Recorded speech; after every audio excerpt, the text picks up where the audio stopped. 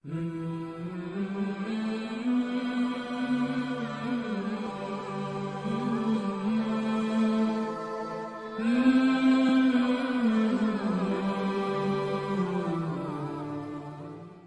الحمد لله نحمده ونستعينه ونستغفره ونعوذ بالله من شرور أنفسنا ومن سيئات أعمالنا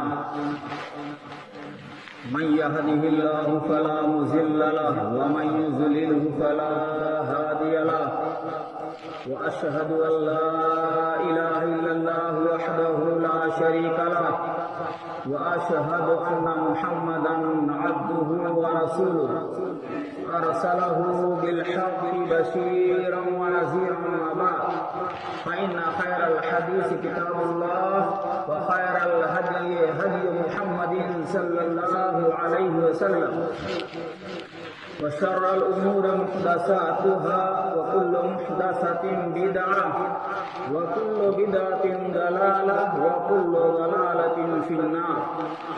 أعوذ بالله السميع العليم من الشيطان الرجيم. بسم الله الرحمن الرحيم. يا أيها الذين آمنوا اتقوا الله ولتنظر نفس ما قدمت لغد واتقوا الله إن الله خبير بما تعملون. وقال الله تبارك وتعالى في موضع آخر يا أيها الذين آمنوا قوا أنفسكم وأهليكم نارا وقودها الناس والحجارة. قابل احترام علماء کرام، قابل تعظیم بزرگوں، احباب جماعت، نوجوان دوستوں، جملہ سامعین، خواتین اسلام، یہ خطبہ جمعہ ہے۔ آج مورخہ 8 دسمبر بروز جمعہ جماعت اہل حدیث کانپور کی چھوٹی مسجد فیض گنج میں خطبہ جمعہ کا یہ موقع ملا ہے۔ اس پر ہم سب سے پہلے اللہ رب العالمین کا شکر ادا کرتے ہیں، اس کے بعد یہاں کے ذمہ داران حضرات کا، پیش امام کا، جنہوں نے ہماری درخواست کو قبول کیا اور خطبہ جمعہ کا موقع دیا۔ محترم حضرات، خطبہ حاجہ کے بعد میں نے آپ کے سامنے قرآن مجید کی 2 آیات تلاوت کی۔ آج کے خطبہ جمعہ کا ہمارا جو ٹاپک ہے، جو موضوع ہے، وہ ہے فکر آخرت۔ سب سے پہلے ہم اللہ رب العالمین کی تعریف، بڑائی، کبریائی بیان کرنا چاہتے ہیں، جو ہمارا خالق ہے، مالک ہے، رب العالمین ہے۔ اللہ رب العالمین بے شمار صفات کا حامل ہے۔ اللہ رب العالمین رحمان بھی ہے، رحیم بھی ہے، قدیر بھی ہے، قادر بھی ہے، سمیع بھی ہے، بصیر بھی ہے۔ الغرض بے شمار صفات کا حامل ہے۔ اللہ رب العالمین کی جتنی بھی تعریف، جتنی بھی حمد و ثنا، کبریائی بیان کی جائے کم ہے۔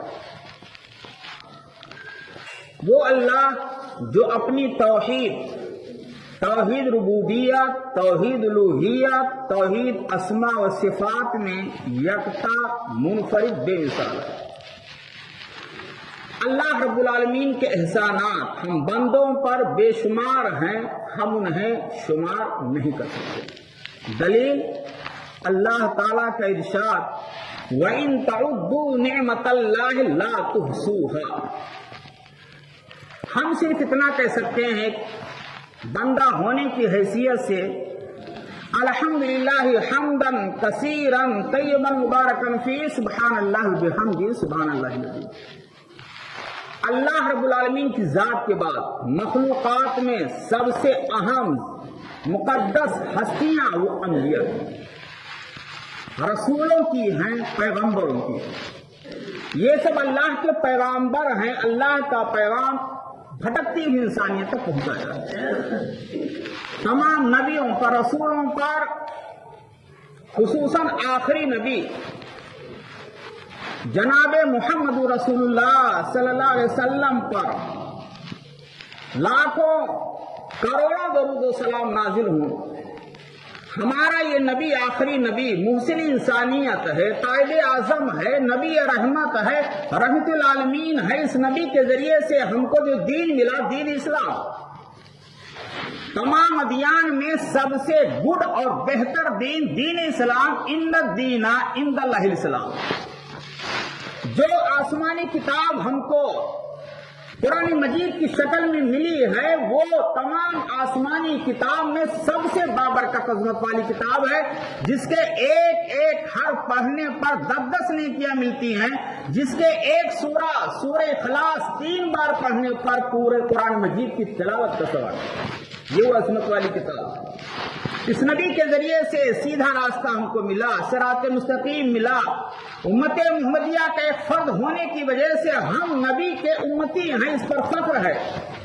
اور اس نبی کے ذریعے سے سب سے قیمتی دولت جو تمام چیزوں سے زیادہ قیمتی ہے، وہ ہے توحید کی دولت، اس نبی کے ذریعے سے ملا۔ لہذا نبی کریم صلی اللہ علیہ وسلم نبیوں کے سردار، نبی کے حقوق میں سے ایک اہم حق یہ ہے کہ پیارے نبی صلی اللہ علیہ وسلم کا جب بھی نام آئے، تذکرہ آئے، ہماری زبان سے صلی اللہ علیہ وسلم ضرور نکلنا چاہیے۔ کیوں؟ ہم اہل حدیث ہیں، نبی کے ماننے والے ہیں، سنت رسول کی پیروی کرنے والے ہیں۔ پیارے رسول کا واضح فرمان ہے، من صلی علیہ واحدۃ صلی اللہ علیہ عشرہ۔ جو مسلمان مجھ پر میرا نام آنے پر، میرا تذکرہ ہونے پر ایک بار درود و سلام بھیجے گا، بدلے میں اللہ تعالیٰ 10 رحمتیں نازل فرمائے گا۔ ایک دوسری حدیث میں پیارے نبی صلی اللہ علیہ وسلم نے یہاں تک فرمایا، سب سے بڑا بخیل وہ مسلمان ہے جس کے سامنے میرا نام ہو، میرا تذکرہ ہو اور اس پہ درود و سلام نہ بھیجے۔ اس لیے نبی پر، تمام نبیوں پر، رسولوں پر، آخری نبی پر صلی اللہ علیہ وسلم پر اور آپ کے ازواج مطہرات، بنات رسول، صحابہ صحابیات، بزرگان دین پر جنہوں نے اسلام کی سربلندی کے لیے جان و مال کی قربانی پیش کی ہے، اللہ تعالیٰ سب کی قبروں کو نور سے بھر دے اور اللہ تعالیٰ سب کو اجر عظیم سے نواز دے۔ میرے بھائیو دوستو، موضوع ہے فکر آخرت۔ میں نے آپ کے سامنے جو آیات تلاوت کی ہیں، سب سے پہلے میں آیات کا ترجمہ کر دیتا ہوں تاکہ آگے کی بات سمجھ میں آ سکے۔ اللہ رب العالمین نے ارشاد فرمایا، یا ایھا الذین آمنو، اے ایمان والو، اے مومنو، اتقوا اللہ، اے مسلمانوں، اے مومنو، اللہ سے ڈرو، تقوی اختیار کرو، خوف الہی پیدا کرو، اللہ سے خوف کھاؤ۔ وَلْتَنْظُرْ نَفْسٌ مَا قَدَّمَتْ لِغَدٍ، اور ہر انسان کو، ہر نفس کو یہ سوچتے رہنا چاہیے، ہر مسلمان کو، کہ کل آخرت کے لیے اس نے کیا توشہ بھیجا ہے۔ یہ اللہ کہہ رہا ہے، اے ایمان لانے والو، اللہ سے ڈرو، وَلْتَنْظُرْ نَفْسٌ مَا قَدَّمَتْ لِغَدٍ، اور کل آخرت کے لیے آپ نے کیا تیاری کی ہے، آپ کے پاس کیا توشہ ہے جنت میں جانے کے لیے، اللہ سے ملاقات کے لیے، اس پر ذرا ٹھنڈے دماغ سے غور و خوض کرتے رہو اور اللہ سے ڈرو۔ بے شک دنیا میں جو کچھ تم کر رہے ہو، اچھا برا، اللہ اس سے باخبر ہے۔ دوسری آیت کا ترجمہ یہ ہے، اے ایمان والو، یا ایھا الذین آمنو، اے ایمان لانے والو، اے مومنو، قوا انفسکم واہلیکم نارا، اپنے آپ کو اور اپنے متعلقین کو، اہل و عیال کو، خیش و اقارب کو، رشتہ داروں کو، دوست احباب فرینڈ کو جہنم کی اس آگ سے ڈراؤ جس کے ایندھن انسان پتھر ہے۔ یہ دنیا میرے بھائیو چند روز کی ہے، یہ دنیا دارالعمل ہے، دنیا فانی ہے، ہمیشہ کے لیے ہم نہیں آئے ہیں۔ کافروں کے لیے دنیا جنت ہے۔ دنیا اور ما فیہا کی مثال زیرو ہے، زیرو ہے۔ ایک سوئی پانی میں ڈال کر کے نکالیے، سوراخ میں کتنا پانی آ سکتا ہے؟ مچھر کے برابر بھی دنیا کی حیثیت نہیں ہے میرے بھائیوں. حتیٰ کہ پیارے نبی صلی اللہ علیہ وسلم نے فرمایا فجر کی 2 رکعت سننا جس کو ہم سونے میں گزار دیتے ہیں، گنوا دیتے ہیں، ضائع کر دیتے ہیں. صحیح مسلم کی حدیث. اللہ کے رسول صلی اللہ علیہ وسلم نے ارشاد فرمایا رکعت الفجر خیر من الدنیا وما فیہا. فجر کی 2 رکعت سننا جس کو ہم اہمیت ہی نہیں دیتے ہیں، یہ فجر کی 2 رکعت سننا دنیا اور ما فیہا، دنیا کے اندر جتنی دولتیں ہیں ساری چیزوں سے اس سے آپ دنیا کی حقیقت کا اندازہ لگا سکتے ہیں. میرے بھائیو دوستو، مذہب اسلام خالص کتاب و سنت کے مجموعے کا نام ہے، یہ آپ اہل حدیث سے جانتے ہیں. اور مذہب اسلام کی تعلیمات 2 چیزوں پر مشتمل ہے، حقوق اللہ، حقوق العباد. آج ہمارے سماج میں آپ کو ایسے لوگوں کی تعداد نظر آئے گی جن کے عقائد ہی خراب ہیں، شرکی عقائد ہیں، بدعقیدگی کا شکار ہیں. قیمتی دولت توحید ان کے پاس ہے ہی نہیں. نمازیں ہیں، روزے ہیں، حج قربانیاں سب کچھ ہیں. جماعت بھی جا رہی ہے تبلیغ کے لیے، نماز کی تبلیغ ہو رہی ہے، لیکن ان کے پاس عقید توحید نہیں ہے. یہ خوش نصیبی ہے ہماری اور آپ کی کہ ہم توحید پرست ہیں اور اللہ تعالیٰ نے ہم کو شرک بدعات سے بچایا ہے. شرک بدعات سے بچنا اور توحید پر قائم رہنا یہ بہت بڑی چیز ہے. 90% مسلمان آج ہیں مسلمان، لیکن ان کے پاس قیمتی دولت توحید نہیں. اور یاد رکھیے گا بغیر توحید کے کوئی بھی عمل اللہ کے دربار میں قبول نہیں سکتا. آخرت کی کامیابی کے لیے پہلا زینہ توحید ہے، توحید. اور یہی وجہ ہے کہ سارے انبیاء نے اپنی قوم کو سب سے پہلے توحید کی دعوت دی. اور یہ حدیث کا پورا امتیاز ہے، خوبی ہے کہ اہل حدیث کا معمولی عالم بھی بچہ سب سے پہلے توحید کی دعوت سے اپنے دعوت کا آغاز کرتا. توحید میرے بھائیوں اپنے گھروں میں توحید کا جائزہ لو. کہیں ہمارے گھروں میں ہماری خواتین میں بدعقیدگی تو نہیں پھیل رہی ہے، شرک بدعات تو نہیں پائے جا رہے ہیں، اس کا خاتمہ کرو اور اپنے توحید کا ایمان کا تجدید کرتے رہو. اللہ توفیق دے. حقوق اللہ، حقوق العباد. 90% مسلمان نظر آئیں گے نماز پڑھتے ہیں، اللہ کے حقوق ادا کرتے ہیں، لیکن حقوق العباد میں کوتاہی. کتنے مسلمان آپ کو نظر آئیں گے داڑھی ہے چہرے پر، اچھے کپڑے ہیں، حج بھی کیا ہے، نمازی ہیں، سب کچھ ہیں، لیکن ان کے اخلاق اچھے نہیں ہیں. اہل حدیث بھی ہیں لیکن گفتگو کرتے ہیں تو اخلاق اچھے نہیں ہیں. حسد، کینہ، کپٹ ان کے دلوں میں دوسرے خلاف بھرا ہوا ہے. الزام تراشیاں، بدگوئی، شراب نوشی، جوا بازی ان کے ہاں. اچھے اخلاق نہیں ہیں نمازی، ہیں توحید والے، سب کچھ ہے لیکن اخلاق زیرو ہے. اور خاص طور پر اپنی جماعت میں رونا ہے. انسان جب تقلید سے آزاد ہوا ہے تو اخلاق سے بھی آزاد ہو گیا ہے. ہمارے نبی کے اخلاق کیسے تھے؟ آج ہمارے یہاں معاف کیجیے گا، ہمارے یہاں بڑوں کا ادب احترام نہیں، علماء کا ادب احترام نہیں، چھوٹوں پہ شفقت نہیں، ایک دوسرے کے حقوق کا پاس لحاظ نہیں. یہ ہمارے یہاں ہے. ہمیں دولت سے محبت ہے، مال سے محبت ہے، مال اور دولت سے اس قدر محبت ہے کہ بھائی بھائی بھی جدا ہو رہا ہے. ایک دوسرے سے نفرتیں ہیں، آگے بڑھنے کا جذبہ ہے. ہمارا کمپٹیشن دنیا کے مال و متا میں ہے، آخرت کے بارے میں کمپٹیشن نہیں. صحیح مسلم کی وہ حدیث مجھے یاد آتی ہے. اللہ کے رسول صلی اللہ علیہ وسلم کا دربار ہے، صحابہ کرام موجود ہیں. آپ نے 4 سوال کیا. کہا یہ بتاؤ اس بھرے مجمع میں آج کون ایسا مسلمان ہے جس نے نفلی روزہ رکھا ہو، نفلی روزہ رکھا ہو، نفلی روزے سے ہو۔ حضرت ابوبکر صدیق رضی اللہ عنہ نے ہاتھ اٹھایا کہ اللہ سے میں ہوں نفلی روزہ۔ یہ تصور کیجئے کہ آپ یہاں جمعہ کے خطبے میں موجود ہیں مسجد میں، آپ سے بھی سوال ہو رہا ہے آج کون ایسا شخص ہے جو نفلی روزے سے ہے؟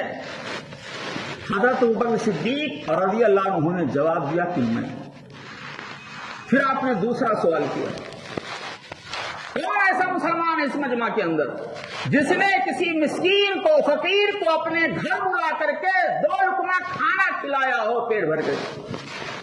حضرت ابوبکر صدیق رضی اللہ عنہ نے کہا کہ میں۔ وہ بھی انسان تھے ہماری طرح سے، آپ کی طرح سے، آنکھ ہاتھ پیر ان کے بھی تھے جیسے ہمارے۔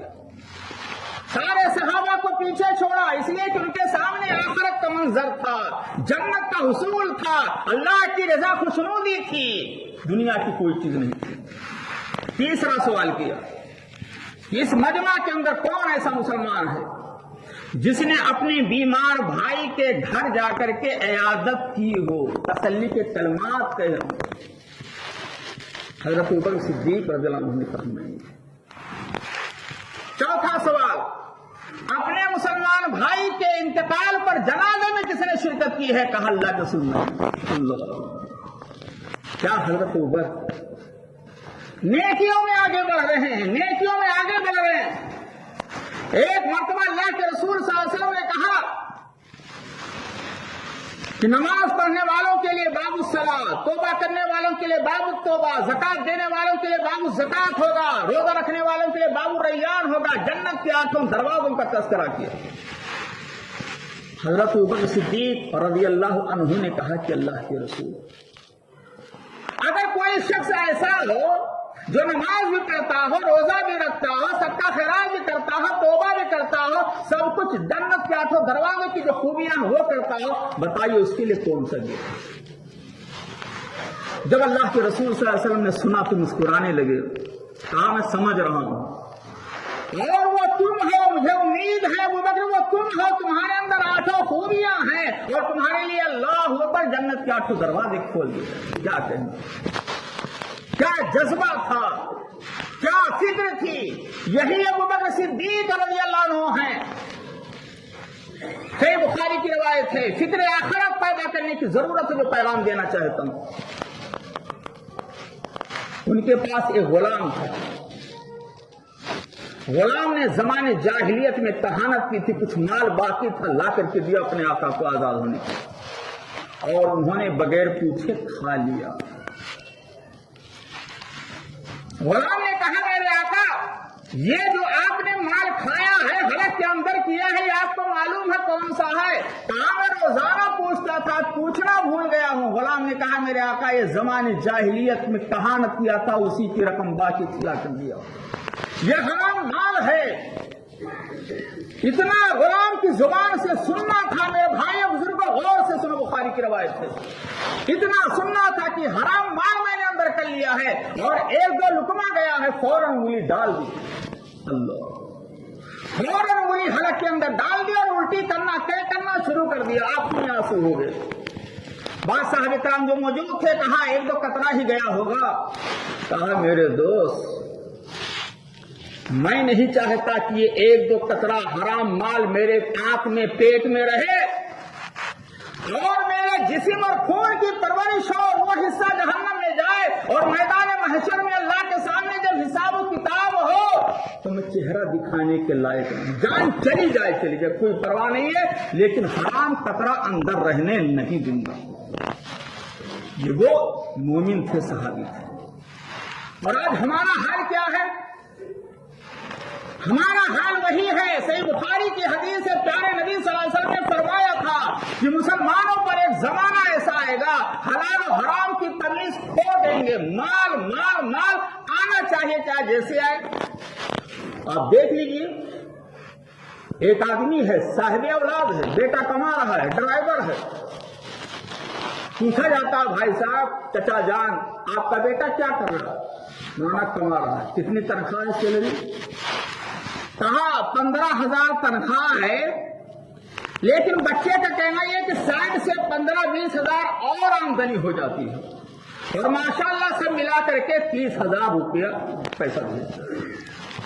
سوال یہ ہے کہ یہ سائڈ سے جو آمدنی ہو رہی ہے، بیٹا کما رہا ہے، باپ نے کبھی پوچھا کہ بیٹے تنخواہ تمہاری 15,000 ہے، یہ سائڈ سے جو 15,000 کی آمدنی ہو رہی ہے، یہ سائڈ والی آمدنی کیسی ہے؟ باپ خوش ہے کہ بیٹا لا رہا ہے۔ مجھے صحیح مسلم کی وہ حدیث یاد آتی ہے فکر آخرت کے تعلق سے۔ اللہ کے رسول صلی اللہ علیہ وسلم نے فرمایا تھا، لمبی حدیث ہے، کہ ایک آدمی مسافر ہوتا ہے، سفر کی حالت میں ہوتا ہے، اور سفر کی حالت میں مسافر کی دعا رد نہیں ہوتی ہے، یہ ہر ایک کو معلوم ہے۔ اللہ کے رسول صلی اللہ علیہ وسلم فرماتے ہیں کہ ایک آدمی مسافر ہے، سفر کی حالت میں ہے، کپڑے گردالود ہیں، اور وہ مسافر کی حالت میں، سفر کی حالت میں اللہ کے دربار میں حاضری دیتا ہے۔ مسافر ہے، کپڑے گردالود ہیں، اللہ کے دربار میں ہاتھ اٹھاتا ہے اور کہتا ہے، یا ربی یا ربی، اے میرے رب، اے پروردگار، میری دعا قبول کر لے، میں تیرے دربار میں حاضر ہوا ہوں، رو رہا ہوں، آنکھوں سے آنسو گرا رہا ہوں، مسافر ہوں، رو رہا ہے جیسے آج کل ہم دعائیں کرتے ہیں، دعائیں اثر نہیں ہو رہی۔ اللہ کے رسول صلی اللہ علیہ وسلم آگے فرماتے ہیں، جو نکتہ دینا چاہتا ہوں، جو پیغام، وہ ذرا غور سے سنیے۔ اللہ کے رسول نے آگے فرمایا، آدمی مسافر ہے، اللہ کے دربار میں ہے، رو رہا ہے، آنکھوں سے آنسو گرا رہا ہے، سب کچھ ہو رہا ہے، لیکن مطعم حرام ہو رہا ہے۔ اس کا کھانا حرام، کمائی کا جو کھانا اپنی فیملی کو کھلا رہا ہے، وہ بھی حرام مال ہے، حرام طریقے سے کمایا ہے اور لا کر کے کھلا رہا ہے۔ مشرب حرام، جو کھا رہا ہے، کھلا رہا ہے، بریانی ہے، کوفتہ ہے، چاول ہے، دال ہے، جو بھی آئٹم ہے، شادی بیاہ کے موقع پر دیکھ لیجئے مسلمان کتنا فضول خرچیاں کر رہا ہے، ولن میٹر ہے، کھا رہا ہے، کھلا رہا ہے، وہ بھی حرام مال کا۔ مشرب حرام، جو پی رہا ہے، لسی ہے، ٹھنڈا ہے، کیسی ہے، وہ بھی حرام ہے، ملبس حرام۔ اور جو کپڑے پہنا رہا ہے، پہن رہا اپنی فیملی کو پہنا رہا ہے، وہ بھی حرام مال کا، وہ غذیہ بالحرام، اور اس کے باڈی کی جو پرورش ہو رہی ہے وہ بھی حرام مال سے۔ فأنا استجاب، بتائیے ایسے مسلمان کی دعا کیسے قبول ہو سکتی ہے؟ جس کا کھانا حرام کمائی کی، جس کا پینا حرام کمائی کی، جس کا لباس حرام کمائی کی، اور جس کی پرورش بھی حرام مال سے ہو رہی ہے۔ میرے بھائیوں، آخرت کامیاب کرنا ہے، جنت چاہیے، تو پہلا پیغام یہ ہے فکر آخرت کے تعلق سے کہ اپنے گھروں سے، اپنے محلوں سے شرک اور بدعات کا خاتمہ کیجیے، توحید کو لائیے، توحید کی تجدید کیجیے، گھروں سے، عورتوں سے بدعقیدگی کا خاتمہ کیجیے، اور توحید کے علم کو گھروں سے شروع کیجیے۔ انشاءاللہ آپ کا یہ شہر، آپ کا یہ علاقہ توحید والا علاقہ ہوگا، اور الحمدللہ کام ہو رہا ہے۔ یہاں کی جماعت، یہاں کی جمعیت، یہاں کے احباب اتنا اچھا کام کر رہے ہیں، سوشل میڈیا پر لوگ تعریف کرتے ہیں، لیکن اللہ تعالیٰ ہم لوگوں کو خلوص للہ کے ساتھ مزید اچھا کام کرنے کی توفیق دے۔ میرے بھائیوں، جو لوگ دین کا کام کر رہے ہیں، چاہے ویلفیئر سوسائٹی ہو، چاہے غریبوں کی مدد ہو، چاہے کچھ بھی ہو، کسی بھی طریقے سے پروگرام ہو، جو لوگ لگے ہوئے ہیں، اللہ کی قسم یہ خوش نصیب لوگ، ان کو اللہ نے چن لیا ہے، اور جو لوگ اس میں نہیں لگے ہیں، دور ہیں، وہ بڑے بدنصیب ہیں، وہ اپنے نصیبے پر رو رہے ہیں۔ اور جو لوگ دور رہتے ہیں، ان کو چاہیے کہ کامیابی کے لیے آئیں، جہاں دین کا راز ہو، دین کی بھلائی ہو، دین کا کام ہو، آگے بڑھو۔ قرآن مجید میں اللہ نے فرمایا، وَتَعَاوَنُوا عَلَى الْبِرِّ وَالتَّقْوَىٰ، بھلائی اور نیکی کے کاموں میں دوسرے کا تعاون کرو۔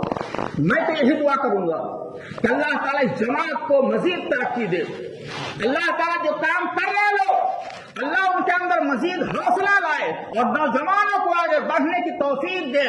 میرے بھائیوں، پہلا پیغام یہ ہے کہ توحید سے سمجھوتا نہ کریں۔ دوسرا پیغام یہ ہے کہ پیارے نبی صلی اللہ علیہ وسلم کا جہاں فرمان آ جائے، نبی کی سنت آ جائے چون چرا کیل و کال نہ کیجیے کہ بیگم صاحبہ کچھ کہہ رہی ہیں، خاندان اور معاشرہ کچھ کہہ رہا، رسم و رواج کچھ ہو رہا۔ جہاں نبی کا فرمان آ جائے چون چرا کیل و کال نہیں۔ اگر ذرہ برابر آپ نے چون چرا کیا اور نبی کے فرمان کو ٹھکرایا تو اللہ کا عذاب آ سکتا ہے۔ دلیل قرآن مجید میں اللہ نے فرمایا فَلْيَحْذَرِ الَّذِينَ يُخَالِفُونَ عَنْ أَمْرِهِ أَن تُصِيبَهُمْ فِتْنَةٌ أَوْ يُصِيبَهُمْ عَذَابٌ۔ جو لوگ اللہ کے رسول کی مخالفت کرتے ہیں، سنت کی دھجیاں اڑاتے ہیں، اگر آپ کو میری باتیں تلخ لگ رہی ہیں، نہیں سمجھ میں آ رہی ہیں، شادی بیاہ میں دیکھ لیجیے، سنت کے مطابق ایک بھی شادی نہیں ہو رہی۔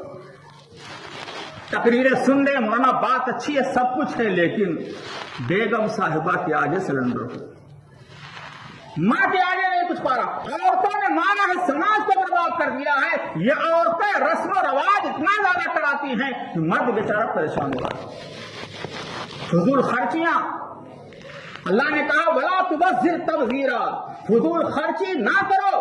10 روپیہ اگر مدرسے کے لیے آپ سے مانگنا ہے، مسجد کے لیے مانگنا ہے، مولانا آپ کو معلوم ہے لاک ڈاؤن ہے، لاک ڈاؤن کے بعد حالات پنچا ہیں، خراب ہیں، آپ جانتے ہیں، 10-5 روپیہ دے رہا ہوں، لے لیجیے۔ یہاں تو رونا رو رہے ہیں۔ اگر مسجد میں جمعہ کے بعد چندہ دینا ہے مسجد کے لیے تو سکہ دیکھیں گے، 1000 کا نوٹ ہے اندر، 500 کا وہ بھی اندر، 200 کا وہ بھی اندر، 150 کا وہ بھی اندر، نیا ہے تو وہ بھی اندر، 5 روپیہ 10 روپیہ وہ بھی سکہ، کہ کہاں دے رہے ہیں؟ اللہ کے گھر میں دینے کے لیے۔ بتائیے اس قوم کا کیا حال ہوگا جو سکے اپنی مسجدوں میں دے، مسجدوں میں سکے دے، 50 روپیہ بھیک دینے کے لیے تیار نہ ہو۔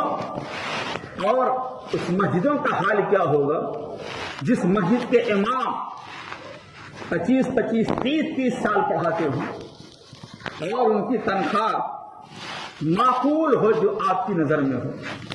مؤذنوں کا حال کیا ہے؟ ہم نے اور آپ نے اماموں کو اور مؤذنوں کو وہ مقام نہیں دیا اللہ کی قسم جو دینا چاہیے۔ یہ علماء ہمارے رہبر ہیں، مسجدوں کی صفائی کرنے والے سب سے اچھے لوگ ہیں۔ اللہ کے رسول صلی اللہ علیہ وسلم نے مسجد نبی میں ایک خاتون جھاڑو لگایا کرتی تھی مسجد نبی میں، اور اس کا انتقال ہو گیا تھا۔ آپ نے کہا تھا میرے صحابہ تم نے اس کے انتقال کی خبر کیوں نہیں دی؟ بڑی اچھی گڈ خاتون تھی، کاش کی خبر دے دیتے، تم نے اس کے جنازے کی نماز پڑھا دیتا اور اس کے لیے استغفار کر دیتا۔ ذہن کو بدلنے کی ضرورت ہے۔ کیا آپ کا بیٹا اگر امام بن جائے، مؤذن بن جائے، میں یہاں کی بات نہیں کر رہا ہوں، میں مجموعی طور پر بات کر رہا ہوں، کیا آپ کا بیٹا، آپ کا داماد اگر عالم دین ہو جائے اور مسجد کا امام اور مؤذن ہو جائے، بتائیے اللہ کی قسم دل پہ ہاتھ رکھ کے بتائیے کہ آپ 5000 10,000 15,000 پہ اتفاق کریں گے؟ 500 کا نوٹ لے جائیے بازاروں میں، سبزی نہیں مل رہی ہے، سبزی نہیں مل رہی ہے۔ یہ اہل علم اگر ان کی فیملی بیمار ہو جائے، ڈاکٹر کے ہاں جانا پڑے تو کہاں سے پیسہ ہے؟ مجبوراً یا تو لون لے یا تو کوئی اور راستہ اپناتے ہیں۔ لہذا اپنے علماء کی قدر کیجیے، آپ کی جماعت کے جو رہبر ہیں، سرپرست ہیں، ان کی قدر کیجیے۔ اللہ ہمیں اپنے سماج سے رسم و رواج کا خاتمہ کرنے کی توفیق دے، سنت کو زندہ کرنے کی توفیق دے۔ میرے بھائیوں، حقوق العباد کے تعلق سے آج ہمارے سماج کا کیا حال ہے؟ وہ اظہر من الشمس ہے، اظہر من الشمس ہے۔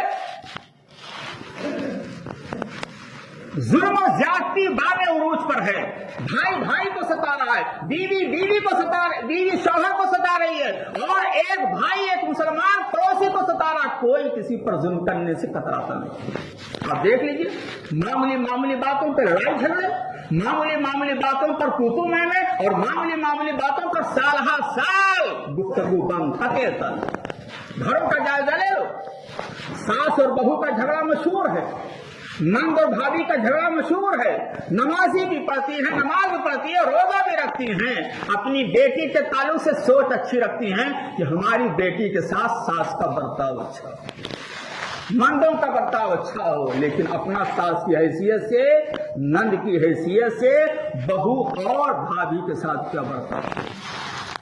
ہمارا حال کیا ہے؟ جس کا پایا کھا لیا، جس کا پایا دبا لیا، ہاتھ کر کے ہضم کر لیا، ڈکار بھی نہیں لے رہے ہیں۔ کوئی سگا بھائی اپنے بھائی کی جائیداد ہڑپ کیے ہوئے ہے، کوئی پراپرٹی ہڑپ کیے ہوئے ہے۔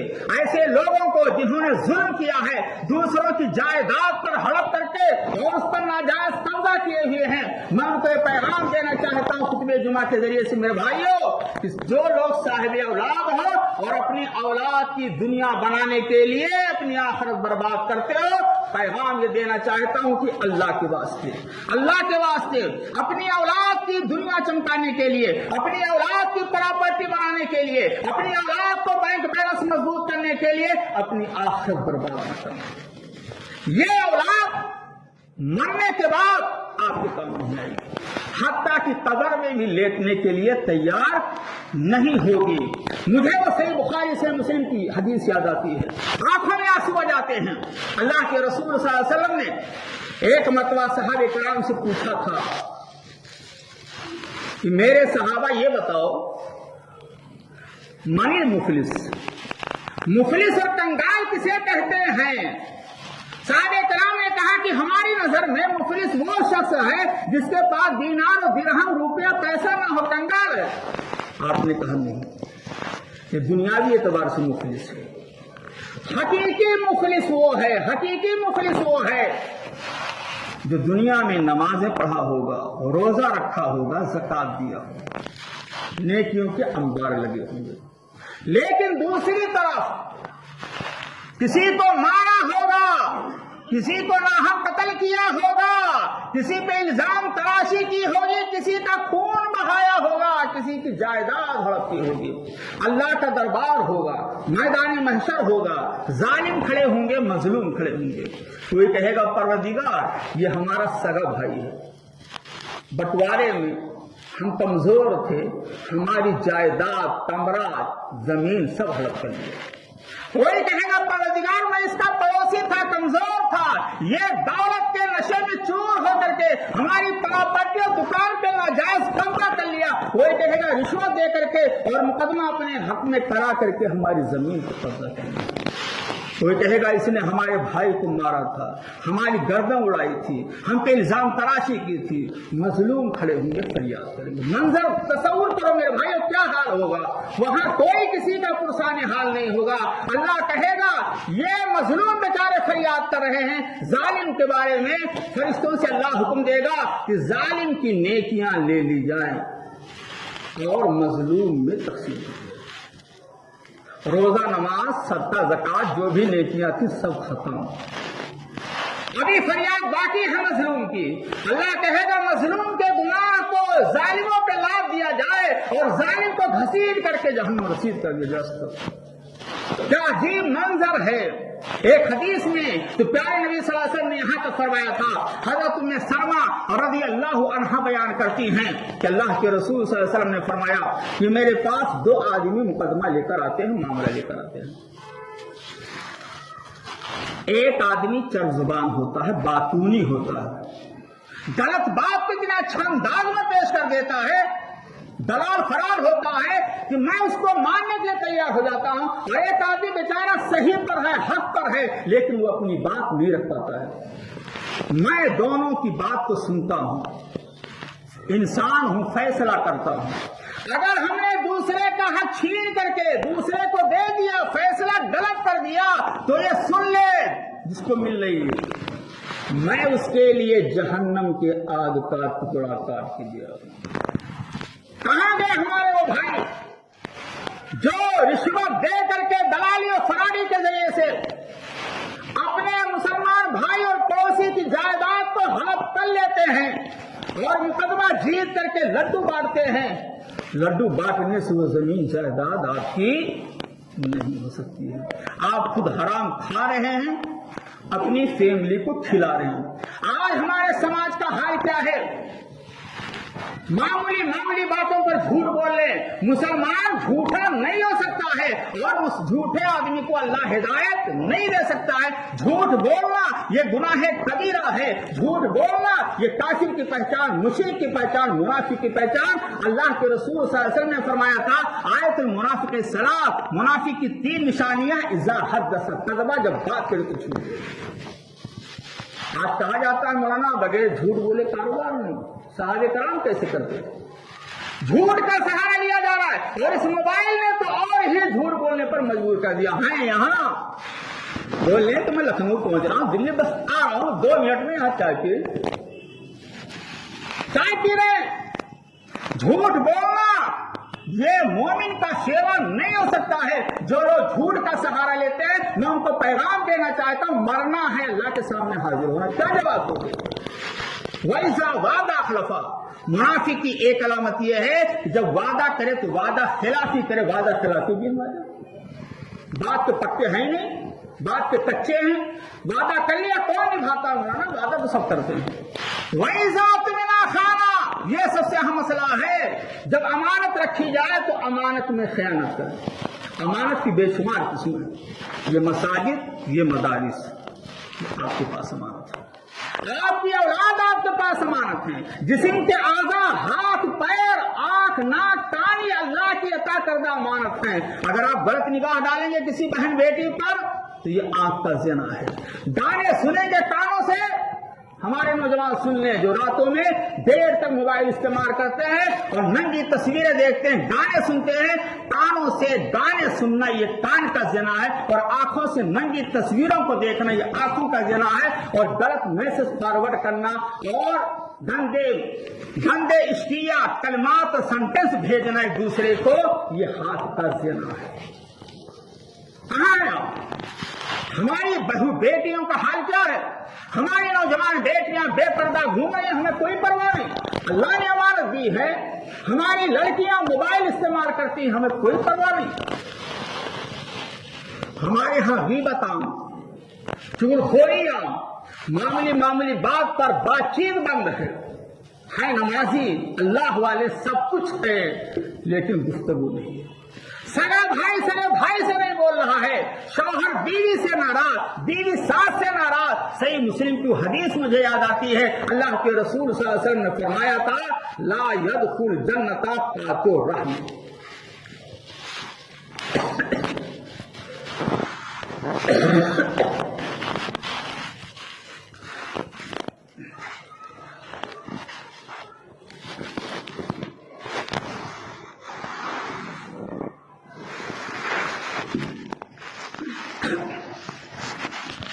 اللہ کے رسول صلی اللہ علیہ وسلم نے فرمایا تھا، لا يدخل جنت قاطع الرحم، رشتہ داری کو کاٹنے والا جنت میں اول وقت میں داخل نہیں ہوگا۔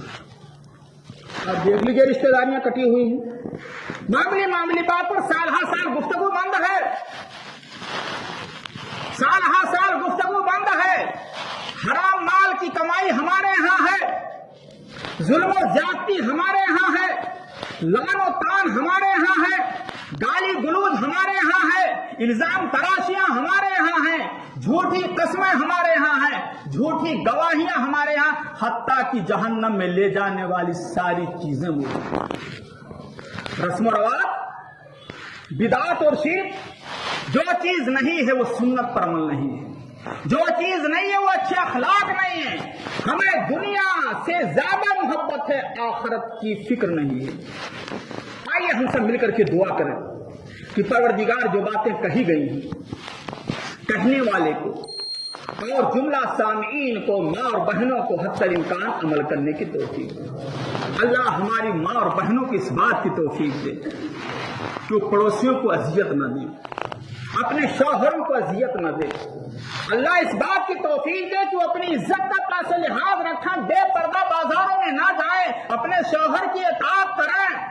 اللہ ہم سب کو اس بات کی توفیق دے کہ اپنے گھروں سے رسم و رواج کا خاتمہ کریں، شرک بدعات کا خاتمہ کریں۔ اللہ گھروں میں توحید کو لائے، سنت کو لائے، اللہ اچھے اخلاق پیدا کریں۔ اللہ ہمیں بڑوں کی عزت کرنے کی توفیق دے، چھوٹوں پہ شفقت کرنے کی توفیق دے۔ جو لوگ دین کا کام کر رہے ہیں اللہ تعالیٰ ہمیں اس میں بھرپور تعاون کرنے اور ان کے حق میں دعائے خیر کرنے کی توفیق دے۔ اللہ جو بیمار ہیں ان کو شفائے کلی عطا فرما، جو پریشان حال ہے اللہ ان کی پریشانی کو دور کر دے، جو دنیا سے جا چکے اللہ ان کی قبروں کو نور سے بھر دے، جو معاشی اعتبار سے پریشان ہے اللہ ان کے معاشی مسائل کو مضبوط کر دے، حل کر دے۔ اللہ جب تک دنیا میں زندہ رکھے توحید پر ایمان پر، اور جب خاتمہ ہو تو خالص توحید پر۔ بارک اللہ لنا ولکم فی القرآن العظیم ونفعنی وإیاکم بالآیات والذکر الحکیم، انہ تعالی جواد کریم ملک مروت رحیم۔